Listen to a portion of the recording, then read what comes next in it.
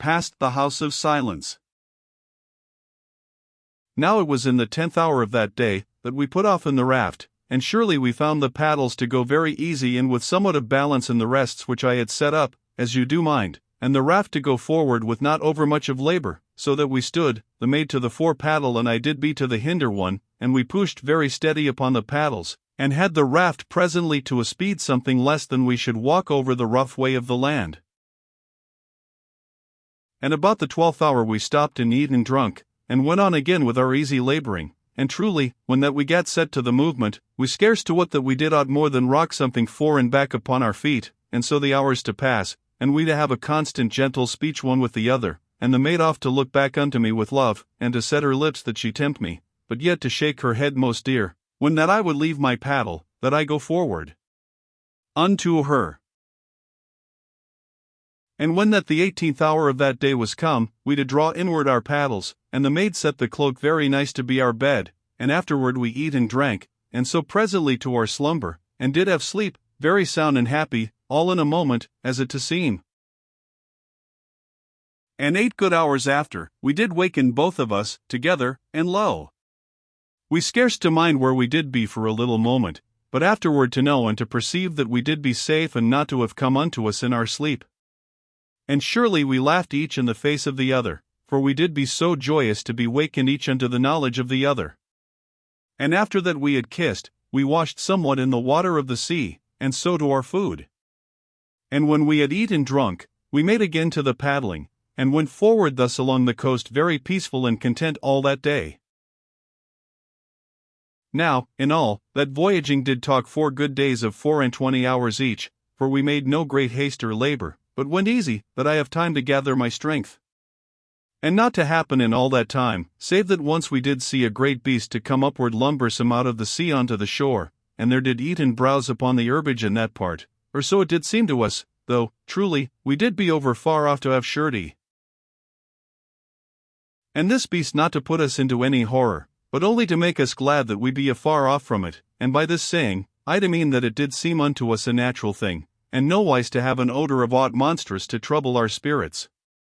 And this way did be all the creatures of that country, and truly I do think the early world did be somewise like to it, and this to seem to make true that olden saying that extreme things do meet, as doth be over apparent, for thus doth it be somewise to our knowings, as you shall perceive by your reasonings upon olden days, and by the showings of this mine own story, for that deep world to have put forth natural creatures that did be even as might be those that did live in the beginning.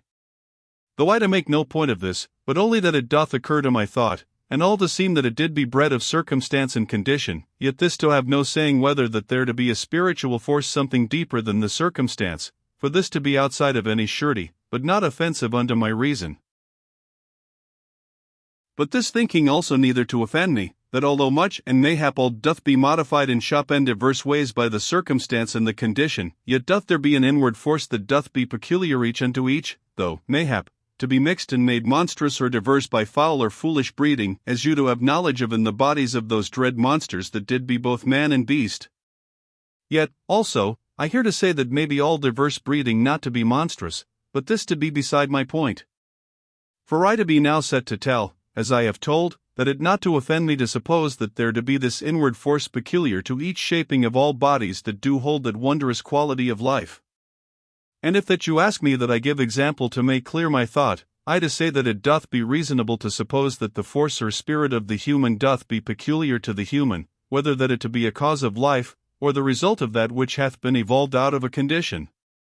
And whether it to be the one way or the other, you do know that where this force or spirit be found untainted, there is man, and I to be not opposed to think that man doth be constant alway in matters of fundament, and neither to have been ever truly different, though something modified in the body and surely, in the first, all undeveloped in the lovely things of the spirit, because that there to be no call to these. Yet, presently, they likewise to come, and to act upon the flesh with refinings, and likewise, mayhap, there to be some act of the flesh upon the spirit, and so to the state of this age of this our day, and to that far age of which I do tell. But development never to make the human other than the human, for the development to have limits peculiar to the human.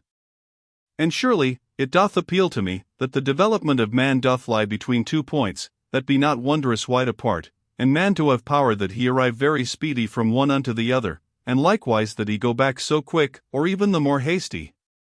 Yet, even did it be ever proved that man wants to be a fish, I'd have no cause to abate the first part of mine argument, but to have the more need of the thought, that I gain power to accept the fact, for I still then to have no occasion that I think man to have been truly a fish, or aught truly different from a man, but only that he did be once modified physically to his need, and to be still possessed of the man spirit, though all lacked of development.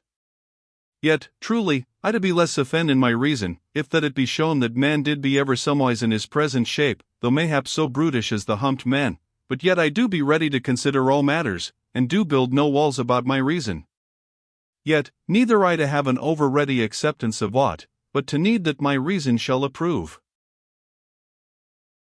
And you to perceive, surely, that I hear not to speak of that which may be afterward, when that all this, our life, be done.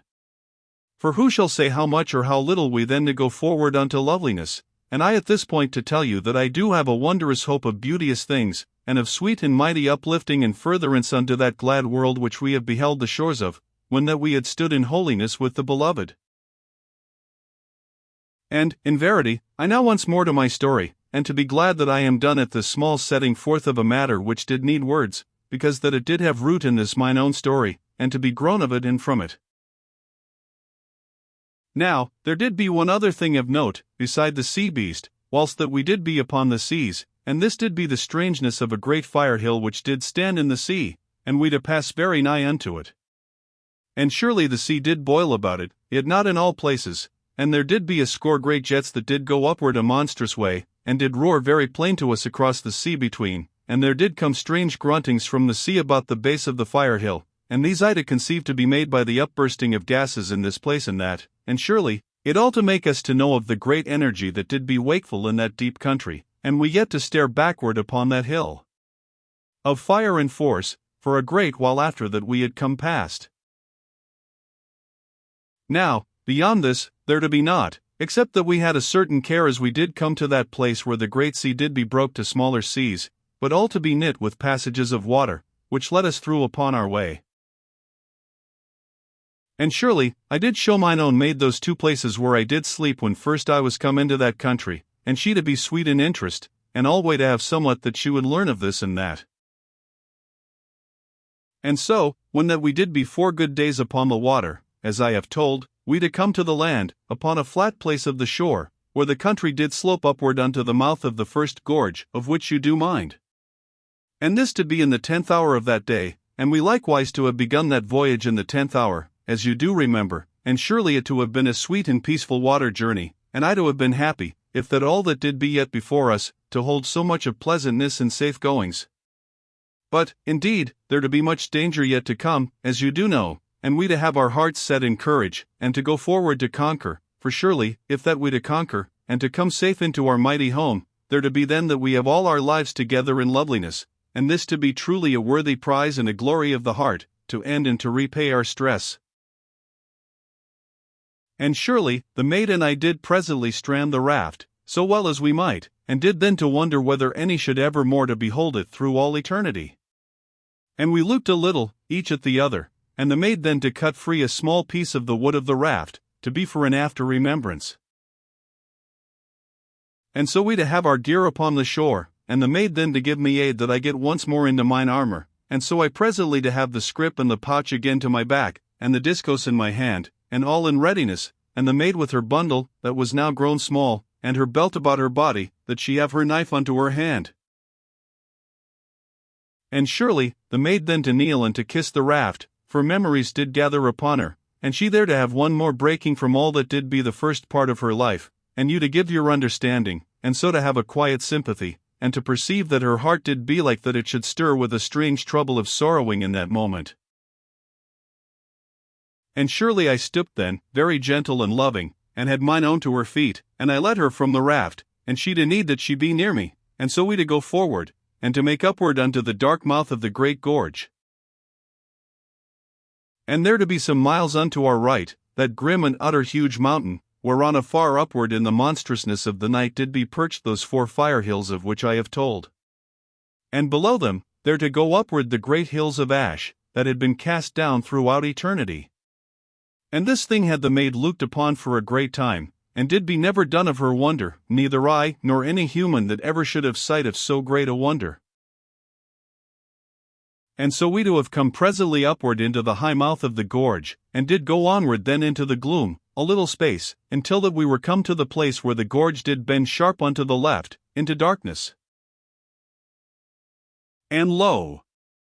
We made pause here, and turned again unto the country of seas, that we have a last outward look over all that deep and living land, that did be hid so far downward in the everlasting night of the world. And, in verity, it did be a solemn thing to know that we, mayhap, to be the last of the olden humans that should ever to look upon that country, and I to wonder, in that moment, whether that the humped men should ever to develop, in some far eternity, unto the full sweetness of the spirit of humanity which I did think to be inward of them. And this to be both an odd and a natural thought to have then, as I do see. But at that time, I only to think it, and not to wot or to trouble whether that it did be odd or otherwise.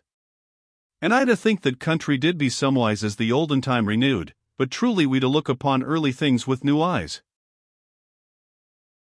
And we yet to look a while, and to be hushed, and to hearken those last moments unto the far mutter of the great fire mountains, and the fire hills, and the noise of life which did go over that land, and we even then to be but a few short pacings off from the silence of the great gorge, which should lead us presently toward the eternal strangeness which did be in the night land. And the maid did hold mine arm very close, as we looped our last into the red light of that deep and hid country of the world, where, in verity, we had come so utter nigh to our death. And presently, I turned, and the maid slipped her hand into mine, and the tears did go silent down her face, because of all that did be pressed upon her heart, but yet not to be all of sorrow, for there to be both sorrow and happiness, and also there did be somewhat of vague emotion that she never more to look upon that dear island where she had nursed her man again unto life and well-being, and she to be in mind of all those places where she to know that in after life her memory to wander, and she to have oft told tales, mayhap, unto her children, of that country that they never to see, but only to be for a wonder to them forever. And we passed then round the mighty corner place of the gorge, and went forward, somewhat stumbling, into the gloom.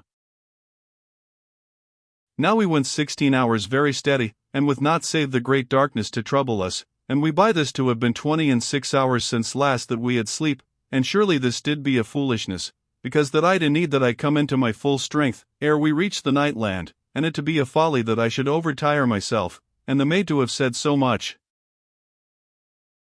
And, indeed, then, we came to a safe place for our slumber, and whilst that we eat and drunk, we made count from my notings of the outward way, and so did decide that we go no more than 16 hours' journey each day through the gorge, and to sleep alway for 8 good hours. And this we to do, both then, and until that we did be come out of the great gorge, which did take us in all, so much as 5 days this wise.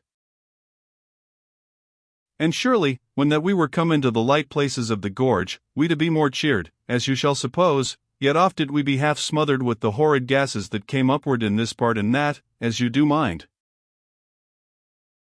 And my strength did grow constant, as we journeyed, yet would the maid never suffer that I carry her, but went alway very light and clever, and was grown, in truth, set unto this constant wander. And at this place and that, I to make pause that I show mine own those places where I did slumber, and she alway to need that she come unto the very part, and that she stand for a little moment where I did lie so lonesome, as I went outward unto that despairful searching. And alway she then to be utter tender with me, and to be something lacking of speech, because of the calling of her heart.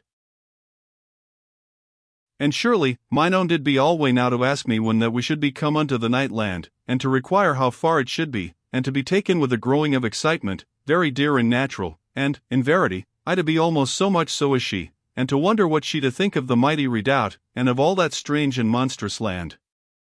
And, above all these, I to be shaken unto my very heart, that I have the maid speedy unto safety, lest, after all, even though we to have come so far, there somewhat to happen of woe. And all this did make it a hard thing that we not to begin to race, and to exceed the hours that we did set, but truly we had wisdom in this matter, and slumbered alway after the 16th hour. And we never to see out of life in all that great and desolate gorge, for there did be only the gas burnings, and the boulders and the stark rocks, and oft the rank smellings of the gases.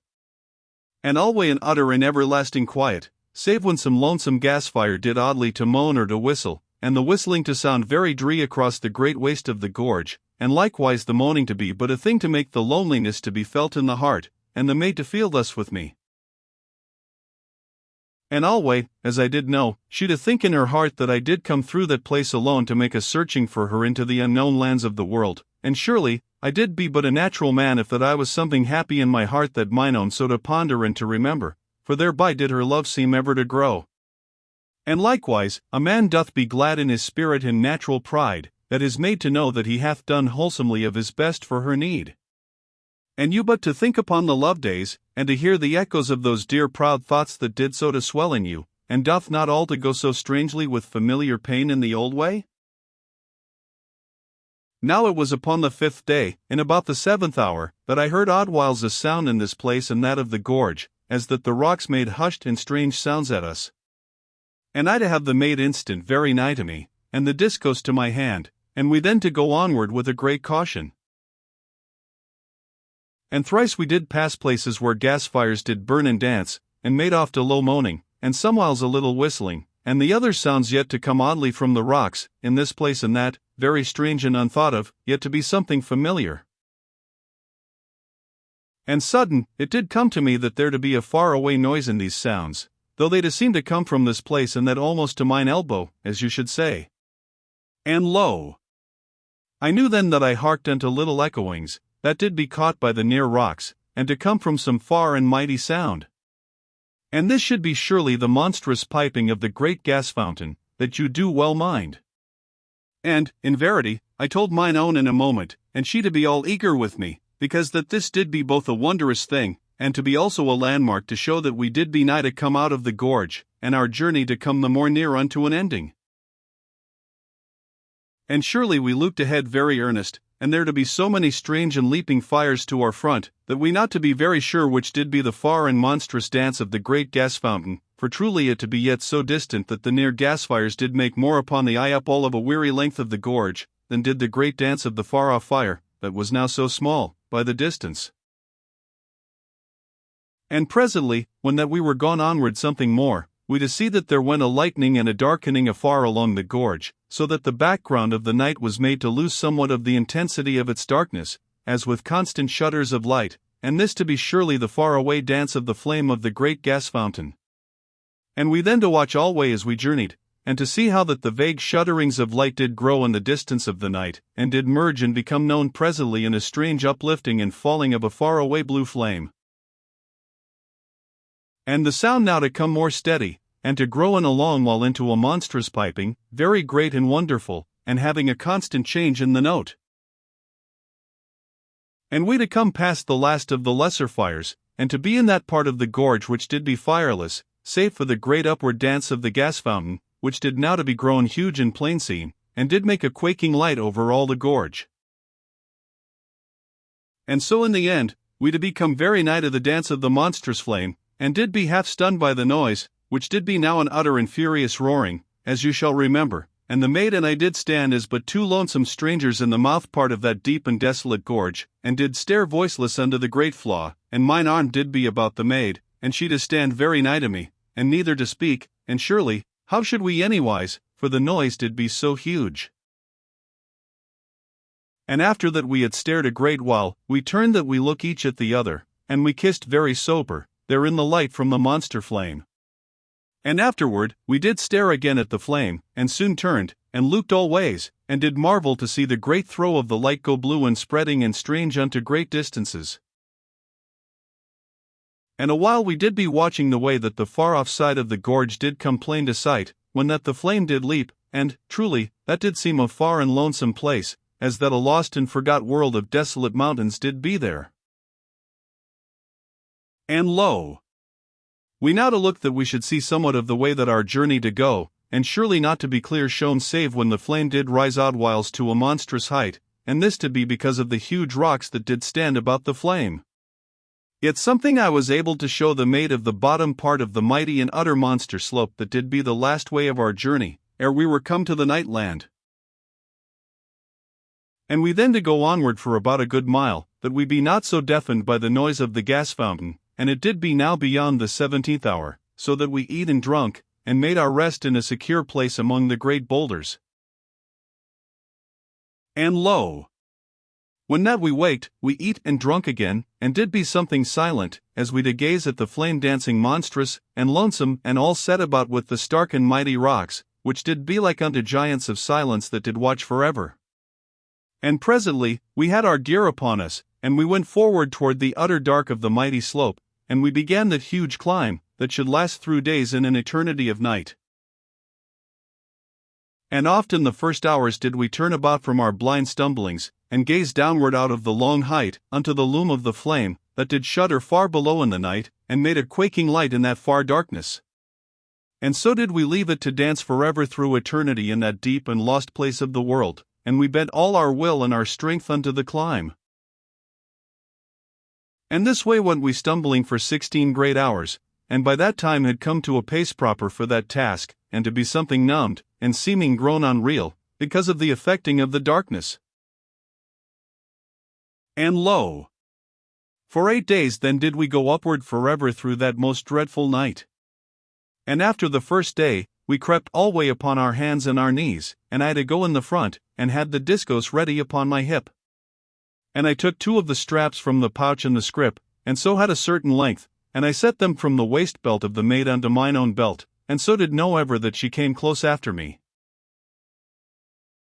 And we made journeys 16 hours long, and did eat and drink at the 6th and the 12th hours, and likewise we eat and drank ere we slept, and again upon our wakings, and our slumber time to go always somewheres about 8 good hours, for thus did I be heedful that we have all our strength for that dreadness of the journey, which did be yet before us, across the fear and horrid terror of the night land. And oft, at this time and that, I was utter sickened and wearied of reaching forward and upward forever, and making blind fumblings that I find a way about great boulders and the rocks and holes that did be in our path in the dark, for it to seem that we went lost from all life and knowing, in a blackness that should be never slackened from about us. And I, these times, to make a pause, and to call softly unto mine own that she creep up nigh unto me, and I then to take her into mine arms, out of the utter blackness of that night. And so to give and to have comfort. And surely, mine own did whisper once unto me, that she did be stunned with love and wonder in the heart, for she to never cease to know that I did adventure through this great night, that I find her. And this thing did make me very warm in my heart, as you shall think, but yet I to stop her speech with a gentle kiss, and she then to know that she be dumb concerning her thought in this matter, yet she never to cease from remembering it, and did be the more stirred with the trouble of her lovely secret worship, for, in verity, she to have me to be for her hero, and this to make me in the same moment both something shamed and greatly proud. And so we to be together, and after such pause, to go forward again, with a new courage. And surely it did be a great comfort to me to think that, because we to go upward and not downward, we be not like to fall over any hid cliff in the night, for I to have now some little knowing of the slope, from mine outward journey, yet to remember upon that monstrous pit that I then to escape, and so to go with care. And, indeed, upon the second day, I had mine own to creep more nigh with me, and I then to have but one strap between us, and the other I set a stone into, and did cast the stone alway before us, as upon the outward way. And you to mind you of this, if you but to think a little minute. And oft in those weary days in the darkness, did I make gentle whisperings through the blackness, unto mine own, that I give cheer unto her, and she alway to answer, very sweet and loving, yet ever hushed, as I did be, and in verity, it did be as that we could not set our voices loud upon that mighty slope, lest some enchantment come upon us, as it might be said. And, indeed, each time that I cast the stone, the noise of the stone to make a little trouble and dismalness in mine ears, for all did be so quiet and desolate and lost in night, that it to make us to need to be likewise so quiet, and to desire that we might go upward so silent as shadows. Now, surely, I must tell here how that the maid to have alway at waking that same awareness that I did have upon the outward way, that somewhat did be nigh to us, and to seem to have been concerned with our waking, and I likewise to have also the same knowledge, as before. And oft as we did go, I to feel that somewhat did go near to us. And this to put something of a fear upon me, because that I was ever anxious for mine own, and I to have her to be alway the more nigh to me, and did set the strap from her to me, even when that she slept, so that she not to be touched, and I to lack to know. Yet she to have no fear concerning this thing, but to feel in her spirit that it did be a force that had no evil intent unto us, but more, neither she nor I to know, and I, in truth, to come in the end used to it, save that I did be, as I have told, anxious in all that did concern the life and well-being of my beloved. And so did we go onward through those 8 days. And it soon to be grown cold, so that we both to need the cloak over us in our slumbers, but in the journey ours to need not, for the upward going did surely heat us very well. And there also to become presently a change and a seeming of thinness into the air, and the maid to remark upon this, and likewise that the water powder now to be that it not to fizz so plentiful. And we went upward, as it did seem forever, and journeyed very hushed and steadfast, and likewise did halt at set times, that we eat and drink, and did always sit then very close and quiet and in love. And so alway to go never beyond 16 hours journey each day, and very weariful even so much, for it to be a sore and constant labor of climbing. And I to learn the hour alway, by a little shining of the discos upon my time dial, which I have told did be somewise as the watch of this our present age. Yet, truly, I also to learn that I made somewhat of a constant number of forward throws of the stone in an hour, and the maid to be the first to discover this, as she did creep behind me and hark steadfast and quiet unto the clatter of the stone, each time that I cast it. And she sometimes to call low to me that it now to be this time or that time, and I to look at my dial, as I have told, and oft to find that she did be curiously right. Yet otherwhiles, we to have no thought to count, but made a constant hushed talk one to the other, and did grow odd times, that it did seem to us that we did be two spirits there in an everlasting darkness, that had quiet speech one to the other, and to be seeming gone from our bodies. And we then to need that we look each at the other, that we know truly that we yet to live and to be indeed with the beloved. And I then alway to make the disco spin a little, yet something more than when I should see the hour, and, in verity, our faces then to show pale and strange seeming in that luminous glowing of the great weapon in the darkness, and we to look very eager and hungered of love, each at the other, and so to need that we be held loving by the beloved, and so to have comfort and assuredness, and afterward to have peace to go onward again. And it did be one such time as these, that mine own to give me a love name she had called me in those olden days of this age, and which surely I had not heard since Murdeth died. And, in verity, you to have dear understanding with me, how that I then to be all troubled with vague troubles and ghostly love aches in the heart, and likewise, I did be all set about in a moment by the olden enchantment and speechless glamour that did be so long hid and lost in the spaces of memory, where surely the spirit doth wander such odd whiles, hushed unto a dumb tearlessness and to know in the same moment both agony and the voiceless glory and lost delight of the hath been, so that it doth be as that you wandered in the spirit between the sorrowful pain of the sunset, and the promise of the dawn which doth be builded upon the need and hope of the soul, and doth also to have an essence of pain within it, because that these do be knit with longing which doth be the essential pang of memory. And so, mayhap, you to have gone with me, for you to have also strange thoughts that do come out of the years, and do hurt the heart, even whilst that the heart doth hunger of that which doth so pain. Yet, truly, mine own did be now with me, as you do know, so that I had joy all about my heart, yet did all the years of my lost delights and of my pain be in the spaces of my memory, and mine own now to have stirred all, so that no words that did be ever shaped of man should help me to have ease in speech.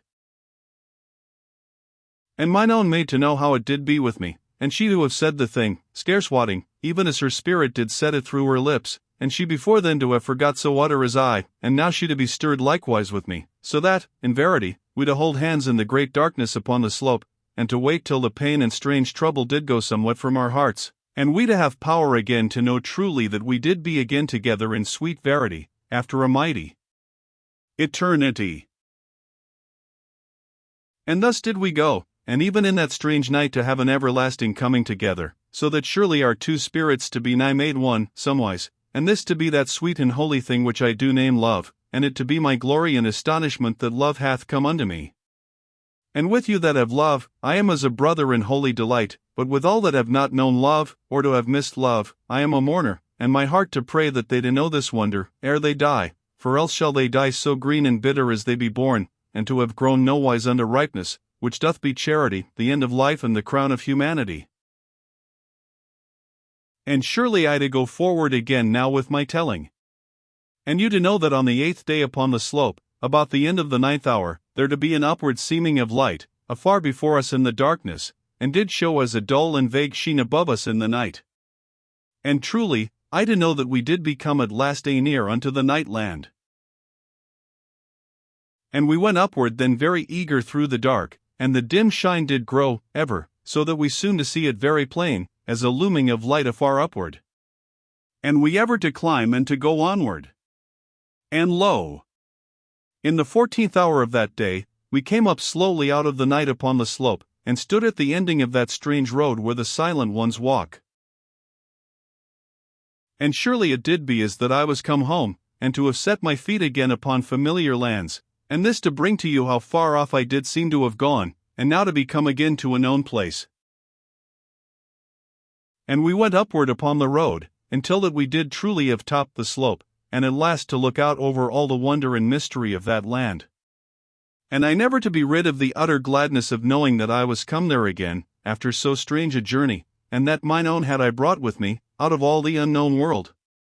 Yet, truly, I also never to have forgetting that this familiar land of strangeness did be the last test and the greatest dreadfulness of our journey, and anxiousness did hang upon me, for I now to have to take the preciousness of mine own among and beyond all that danger of horrid forces and of monstrous things and beast men, and the like. And truly, I did be like to trouble. And, in verity, I did stare with a fierce eagerness unto the far-off place in the middle part of the night land, where did be the mighty pyramid, and surely it there to shine in the midst of the land, and did be mine home, where never had I dared hope I should return. And I set mine arm very swift and eager about the maid, and pointed, so that she see quickly the wonder and safe mightiness of that which did be our refuge for all our life to come, if but that we to win unto it. And the maid to look with a great and earnest soberness and a lovely gladness and utter soul and heart interest, unto that place that bare me, and where I to have come from, and now to take her. And long she looked, and sudden came round unto me, and set her arms quick about my neck, and burst unto a strange and happy weeping. And I to hold her gentle to me, and let her cry very natural, until that she was something unpent. And lo! When that she was eased, she to stand close beside me, and to look again unto the mighty pyramid, and afterward, as she to steady, she to ask 100 questions, so utter eager and so to thrill with joy and excitement, as that she did be a glad child. And 100 questions I answered, and showed her new things and wonders uncounted. And of all strangeness that she then to see, there did none so to shake her in the spirit with terror as did that dreadful and horrid house, which did be the house of silence. And it was as that her very being did know and be repulsed of some horror that did concern and be in that house, so that she to want to hide in the bushes that did be a night of the road, and truly, I to think this wise, and to remember and to beware suddenly that we did be indeed come now into the power of monstrosity which did be utter and forever abroad in that land. And surely, we went then in among the bushes that did grow clumped upon the side of the road, as you to remember, and afterward, I combed this new fear that had come so quick upon mine own, and she then to peer forth with me from the bushes, and to have renewed sight over the land. And the house of silence to stand upon that low hill of which you do know, and did not be a very great way off, someways toward the right. Yet, as you shall have remembering, it did take me some long and bitter hours upon mine outward way, ere I did become from under the shadow of it, as we do say, unto the top part of the mighty slope. But this to have been in the main, because of the utter care that I did need to bring me safe past the house, for I to have gone long and weary upon my hands and knees among the bushes, as you remember, and oft to pause, and to be so still as death, lest that the power of the house to have become aware of my passing. And truly, we do need again so utter a care, when that we make to go past, unto our mighty home, and this to be heavy upon my heart, and I to be in the same moment anxious that we have haste to the trial, and yet very willing, if it might be, that we not make it forever. And, indeed, after that we had peered a good while from the bushes, I to consider that we do well to eat now, and afterward to have a safe place for our slumber, so that we go fresh to the horrid dangers and dreadfulness that did be before us upon our way. And we then to look about, and soon to find a great boulder that did be set with the bushes. And we made our place for sleep against the boulder, and the bushes went all around, so that we did be complete hid. And, in verity, we to be very cold, as we had been those 2 past days, whilst that we made toward the top of the mighty slope. And now we to have the full chill of the night land, and did be very glad to have the cloak, so that we eat and drank whilst that we sat together, and the cloak round us. And afterward, the maid set the cloak about us for our sleep, and we then to kiss very sober, and I with anxiousness in the heart, but she with less, because she to have rest in me. And so we lay down to our sleep, and the discos ready in my hand, and my spirit wakeful against any terror that should come anigh to us in our slumber, and the maid I warned to be likewise wary. And surely we slept and waked, and there had gone 8 good hours, and naught was come anigh to us to harm us. And we eat and drank, and did hark oft, and looked out from among the bushes, but there did be naught abroad to set dread upon our spirits, and so we did be more content, and well rested and ready for the further journeying. Now I had the maid to wear the cloak, because of the chill of the land, but she in the first to refuse, save I also to have it in my turn, but truly, I did feel that it should smother me, and that I need all my freedom of my body, lest there come anything sudden upon us, and all this I showed mine own, and also that we should have weary work, and to creep much, so that I should be warm by my labor of going, and she likewise, mayhap. And she then to consent, because she saw that I did be earnest and to burn with anxiousness, yet had me to promise that I take the cloak, if that the chill of the land get me anywise bitter. Now we made a pause, when that we have our gear upon us, and we looked well out over the land, and surely alway our eyes did gaze in the ending upon that far wonder of light and safeness, which did be the mighty pyramid, and I to be never ceased from telling mine own this thing and that thing concerning the great refuge, and she to be constant stunned unto silence and delight of wonder, and anon shaken unto a multitude of questionings, so that truly we did be as that we never to have done making known one unto the other. Now, as you have knowledge, the house of silence stood upon a low hill, and the road did bend about the bottom of the hill, and this way did I come, when that I was on mine outward way. Yet now there to be a new plan of journeying come into my mind, for, as you do remember, I did take somewise of 11 great days from the pyramid unto the top part of the mighty slope, because that I had gone diversely and round about to the northwest of the plain of blue fire. And surely, as now I looked, it did seem that we should try a short passage, and thereby become free out of all danger in but a space of 4 or 5 days, if only we to succeed.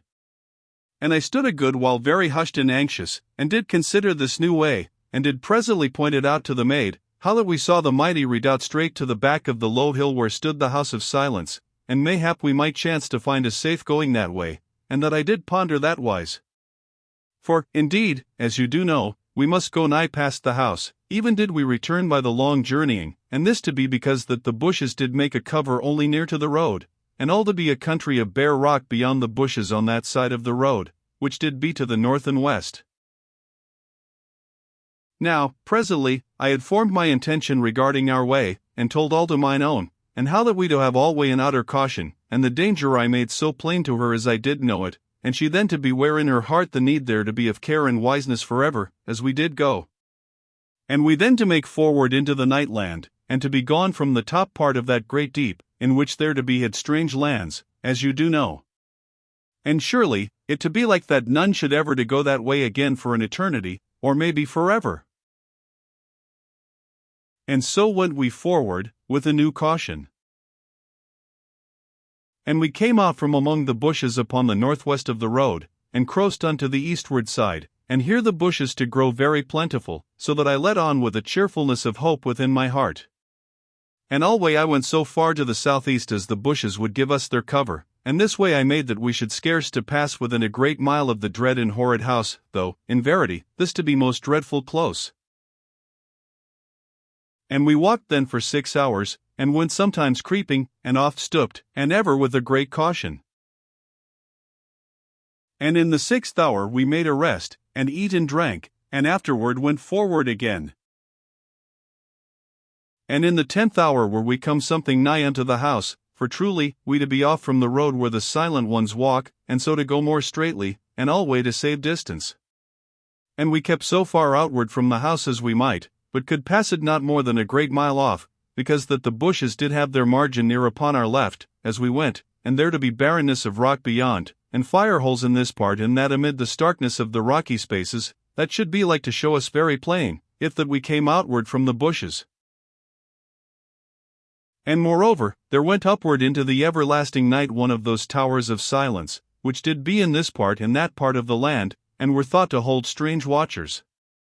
And the tower stood great and monstrous afar off in the midst of the naked rocks, showing very grey and dim, save when the flare of some great fire did beat upward in the land, and sent huge and monstrous lights upon it. And we do have need alway now to remember this tower, and to keep the more so to the sheltered hiding of the bushes. Yet, in verity, we do have little thought of aught, save of the grim and threatening terror and monstrousness which did stand forever upon that low hill, and did be the house of silence. And in the 11th hour, we did go creeping from bush unto bush, and did be as shadows that went in the mixed greyness and odd shinings of that land. And the grim and dreadful house did be now unto our right, and did loom huge and utter silent above us in the night. And the lights of the house did shine steadfast and deathless with a noiseless shining, as that they shone out of the quiet of some drear and unnatural eternity. And there did a seeming of unholiness to brood in the air, and a sense of all and deathly knowledge, so that, surely, our hiding did seem but a futile thing unto our spirits, for it was to us as that we did be watched quiet and alway by a power, as we slipped gentle from bush unto bush. And when the 12th hour did be nigh, we did begin to draw clear of the house, and surely there to come somewhat of ease into my brain and heart, for it did be as that we should come clear of all harm. And I turned to the maid, that I whispered gentle and loving encouragement unto her. And lo! In that moment, mine own gave out a sudden low sobbing, and was gone still upon the earth. And, truly, my heart did seem to die in me, for I knew that there did be directed a force out of the house of silence, which did be aimed unto the spirit of mine own maid. And I caught the maid instant into mine arms, and I set my body between her body and the dreadness of the house, and surely, my spirit to perceive that there beat out at her a dreadful force, which did have in it an utter silence and a bleakness of desolation. And lo! I saw in a moment that the force had no power to slay me, but did surely make to slay the maid. And I set my spirit and my will about her, for a shield, if this might be, and I had her to mine arms as that she did be mine own babe. And I stood upright, for there did be no more use to hide, and I knew that I must walk forever until that I have mine own to the shelter of the mighty refuge, or to walk until I die, for only with speed might I save her from the dread and horrid malice of that force. And I set free the discos from my hip, and had it in mine arms beside the maid, and I strode forward out of the bushes, and put forth my strength that I journey with an utter speed. And ever my spirit did know of that monstrous force which did be direct upon us, to the destruction of mine own maid. And odd whiles, as I walked, I called mine own by her olden love name, and by the new name of Nani, but never did she move or seem even that she lived, and surely my heart sickened within me with a mighty despair, so that a constant madness did begin to thrill in me and to make me something monstrous in strength, with my fierce agony and intentness to save. And one hope only had I, that I bring her yet living into the shelter of the mighty refuge, and so, swift, to the care of the doctors. And lo! I did strive to be wise in my despair, for I made a quick halting soon, and I warmed a broth of the tablets and water upon a hot rock, and strove that I set some of the broth between the closed lips of mine own maid, yet did it be useless, as I to have known before in my heart. And alway I kept my body and my will and my spirit and my love between the maid and the dreadfulness of the house. And I made some of the water, and dashed it upon the face of mine own, and I chafed her hands, but truly it to have no use, neither did I truly to think it should be like to. And I wiped her face then, and harked to her dear heart, and surely it did beat, very slow and hushed. And afterward, I wrapped her in the cloak. And I forced myself then that I eat some of the tablets, and I drank a great lot of the water, for a fever did seem to burn in me, and moreover I demean that I lacked not for strength to my task. And I set my gear upon me very speedy, and I lifted mine own beloved, that did be now so hushed, that once had been so merry and dearly naughty. And surely, and I choked as the thought upraised in me, but I set it back, and did but go the more furious. And surely no man did ever go so fast and constant upon his feet, through an eternity, for I was come again to my strength, and there did be a madness of intention and despair upon me, and I went on forever. And at each 6th hour when I stopped very brief to eat and to drink, I made to bring mine own to her senses, yet she never to come, and alway her heart to grow the more feeble, so that in the end I did utter fear to hark, and did but set food and drink into me, and onward again with an utter fierceness. And why there came not any sweet power of goodness to help me in my strait, I never to know, but did call desperate upon all good things to aid me, as I went, to save mine own. But they're not to come, so that I had grown into cursings, but that I did not to lose my wisdom to any useless foolishness. And alway, as I went, I to see the land blindly, and oft vague and grey as that I did look it not real, and again with strange flashings of light, and the glare of fires, and anon to see the land as it did be, and all odd whiles to have now to me the feel of a dread and monstrous dreaming. And surely I sped forever through the dreadful hours, and went neither to the right nor to the left, neither did I strive to hide in the bushes nor to evade aught, for I knew that the maid died slowly in mine arms, and there to be no more gain in life, save by speed, that I have her swift to the mighty pyramid to the care of the doctors. And a great and despairing madness grew ever within me. And thrice I to have a vague memory that there came creatures at me, from the dark of the land, but surely I slew them with the discos, and have no remembering thereof, only that mine anger did boil in me, and I to know once that the discos did run blood in my hand. And lo! There to come sudden unto my spirit the knowledge that the ether of the world did be stirred. And, indeed, I did be surely sighted by the great millions of the mighty pyramid. And they to have seen me come forward into the sight of the spyglasses, and that I did bring a maid in mine arms out of all the night of the world. And truly, as I did after learn, the dear Master Monstruican had discovered me great hours before, for there had been a steadfast watch kept in the tower of observation for my returning, if that ever I should return, and the might of the great spyglass had shown me plain a good while gone, and that I did carry somewhat, that was surely the maid that I did go to find. Yet had the master given an order that no word be said abroad to the peoples, of this discovering, lest that the emotions of the millions to tell overmuch unto the evil powers of the land. But now had the millions also come unto knowledge, for many had ceased not to watch through their spyglasses, and the news to travel very speedy through the cities, and surely now there did be a constant spiritual noise in the night, to be heard only of the spirit, yet to suffice to wake and to warn all that land. And truly, as I after to learn, the Master Monstruican did know by the instruments that there came a force out of the house of silence, and this to trouble him greatly, so that he set the word through the pyramid, by the hour slips, that all the people strive to contain their emotion, lest they bring in harm and a destruction upon me, by warning the land with the greatness of their feelings. Yet, in verily, this did be useless, for the peoples did be very human, and could nowise check their gladness and great wonder and excitement, for it was to them so great a wonder almost as we should suffer if that a man in this age should go beyond death in search of his beloved, and afterward to come backward unto the living, and, surely, in such case, how mighty should be our amazement, and this to be somewise how they did be, yet with it also a sweet and natural gladness and strong welcoming, which doth be the true beat of the human heart unto the wanderer. And presently, and through all the time that I came forward across the land, there did be mayhaps 100,000,000 that did never cease to watch me from the embrasures, from the view tables, and from all vantages. Yet, for a long while, only they which possessed strong spying glasses did be able to see me truly, for I was a great way off. And millions did but stare vainly unto that part where I was said to be, and the hour slips to come out 4 times in the hour, and to tell aught that did be known. And so shall you perceive that humanity did but have grown the more human.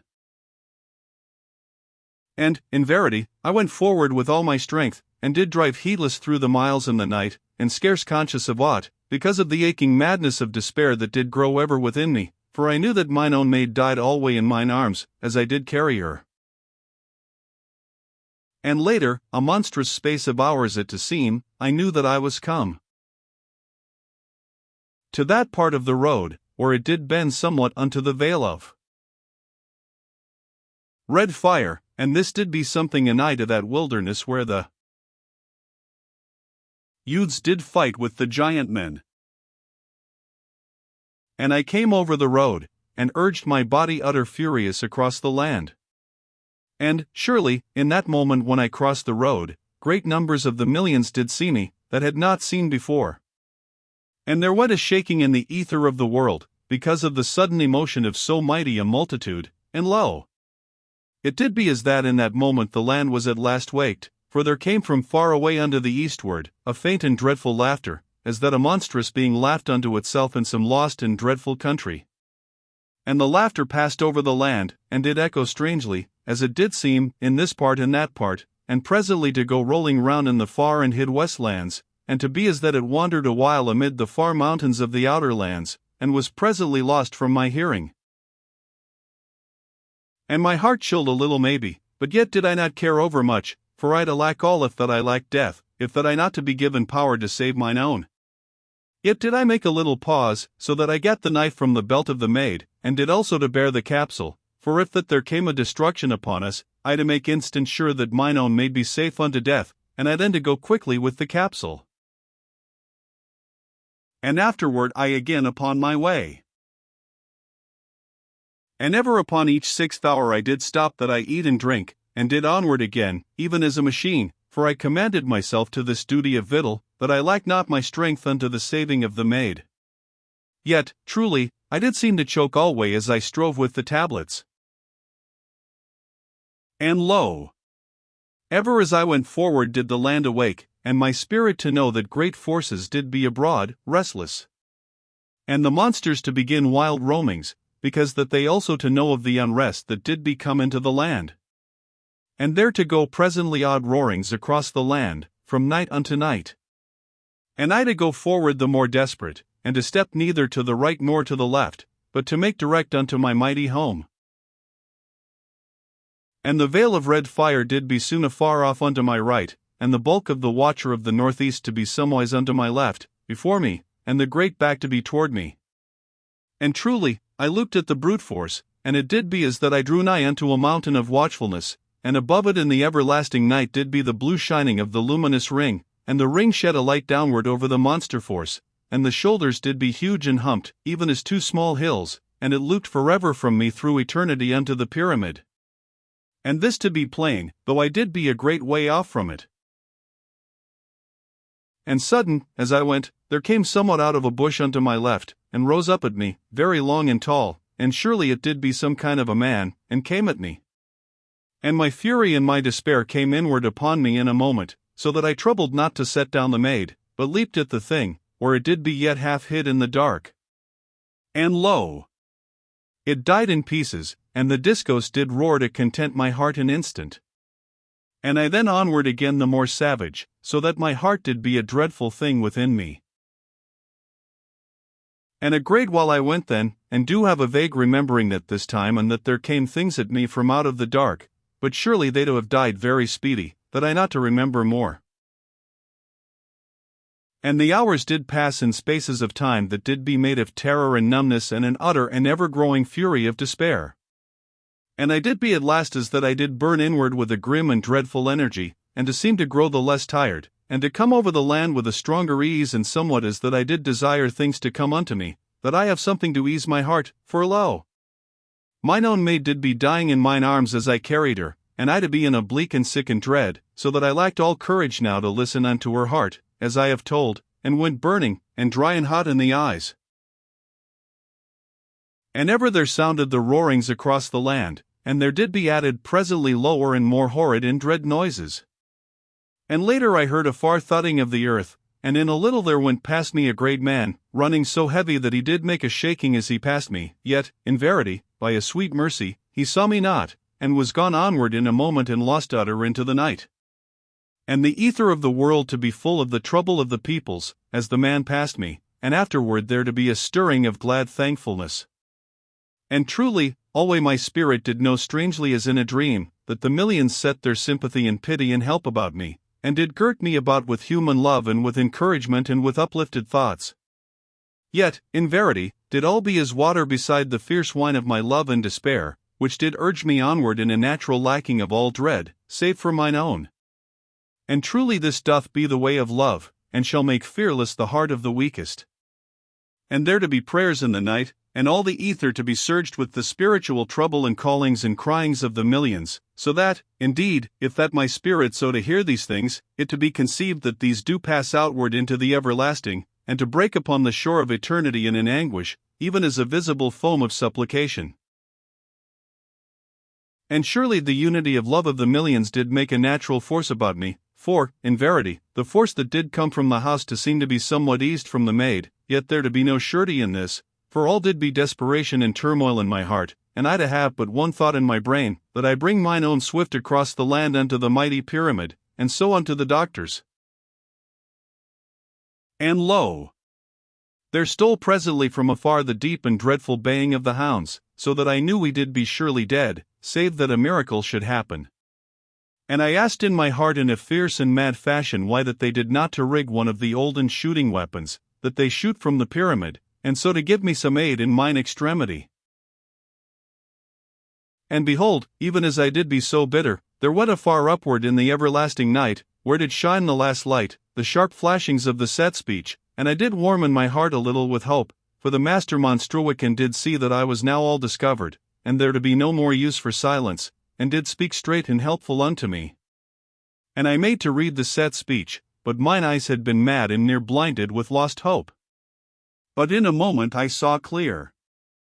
And behold, the dear master monstruican bid me to keep good my courage, for that they did have made ready 3 of the olden weapons, and moreover, they to save me, even if that they have to turn loose the earth current over the land. And he commended me with honor, and that I strive forward yet a little while, for that 100,000 men did be prepared, and did even then go downward in their armor by the lifts. And surely, as you shall think, my heart eased a little in me, and there burned somewhat of a hope in my spirit that I yet to bring mine own unto the doctors, ere it be too late. And the baying of the hounds did grow nearer in the night, and there to grow ever the roarings over the land, and a sense of evil and monstrousness to be abroad in all the night. And lo! I to have come by this so that the watcher of the northeast did be backward upon my left, and I looked keen and fearful now at the monster force, and behold, the great Belier did quiver continually, so that I saw the monster made somewhat known unto all the land. And the monster did look as ever, unto the pyramid, and did be a great and silent hill of life that did lean toward the pyramid, and the light from the ring came downward upon the monstrous hide, which did be set in vast folds and wrinkles upon it. And the monster to know of me, yet never to move, neither to show life, save that the ear did quiver so horridly.